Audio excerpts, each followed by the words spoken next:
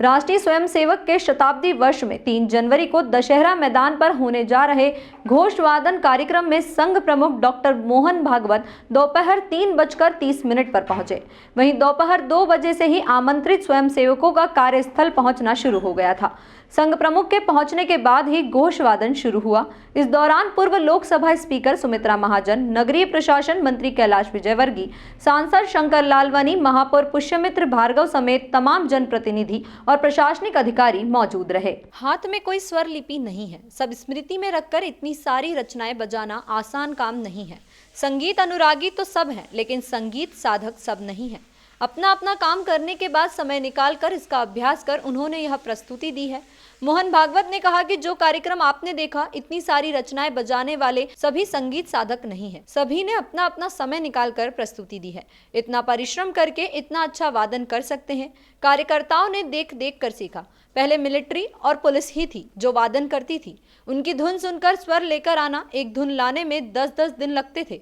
उन्होंने कहा, संघ के पास धन नहीं था, कहीं भोजन में कहीं दक्षिणा मिल जाती थी। स्वयंसेवकों को समझ आया कि संगीत विदेशों से लेना पड़ता है, संगीत तो सभी के लिए है। संचालन और व्यायाम के लिए भारतीय तालों के आधार पर वादन शुरू हो गया। इसकी एक प्रेरणा है देशभक्ति, जो दुनिया में सभी के पास है, वो हमारे पास ना हो, ऐसा नहीं होना चाहिए। संघ प्रमुख ने कहा कि हम दंड सीखते हैं, वो प्रदर्शन के लिए नहीं सीखते, न ही झगड़े के लिए सीखते हैं। लाठी चलाने वालों को वीर गति प्राप्त होती है क्योंकि वो डरता नहीं है। सभी में एक होने के लिए व्यक्ति अपने आप को संयमित करता है और सभी के साथ चलता है। सामने एक प्रमुख है, उसके हाथ में एक डंडा है, सब कुछ एक अनुशासन में है। भारतीय संगीत का आधार है सुर और ताल का मिलन। रंजक नादों को स्वर कहते हैं। संगीत समन्वय सिखाता है, संगीत एक साथ चलना सिखाता है। राष्ट्रीय स्वयंसेवक संघ प्रमुख मोहन भागवत शुक्रवार को मध्य प्रदेश के इंदौर में आरएसएस के घोषवादन कार्यक्रम में शामिल हुए। दशहरा मैदान में आयोजित कार्यक्रम में उन्होंने कहा, भारत पीछे रहने वाला देश नहीं है। हम दुनिया की पहली पंक्ति में बैठकर बता सकते हैं कि हमारे पास क्या है। भारतीय संगीत और पारंपरिक वादन का एक साथ मिलकर चलना अनुशासन, संस्कार और सद्भाव सिखाता है। उन्होंने लोगों से अपील की कि वो संघ के स्वयंसेवकों के साथ भारत के नवनिर्माण के अभियान में शामिल हो। आज के कार्यक्रम के अतिथि महोदय, प्रसिद्ध कबीर गायक पद्मश्री कलराम जी, माननीय प्रांत संघचालक जी, माननीय विभाग संघचालक जी, उपस्थित सभी नागरिक सज्जन, माता भगिनी एवं आत्मीय स्वयंसेवक बंधु,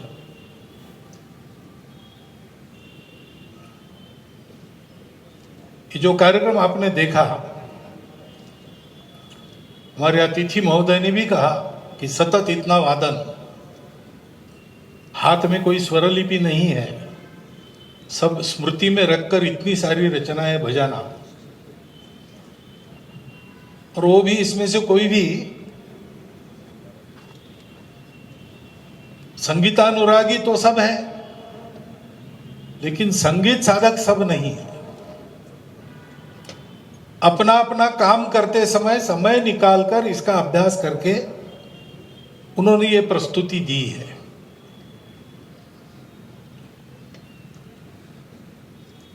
और इसके लिए स्वाभाविक सभी को ऐसा वृंदवादन देखने के बाद आश्चर्य लगता है।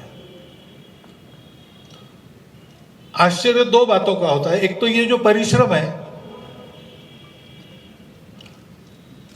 ऐसे सब लोग इतना परिश्रम करके इस प्रकार का वादन, इस स्तर का वादन कर सकते हैं, एक आश्चर्य की बात होती है।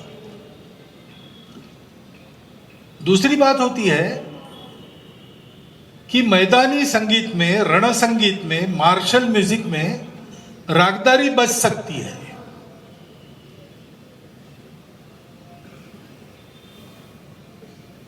लेकिन ये दूसरी बात वैसे आश्चर्य की बात नहीं है।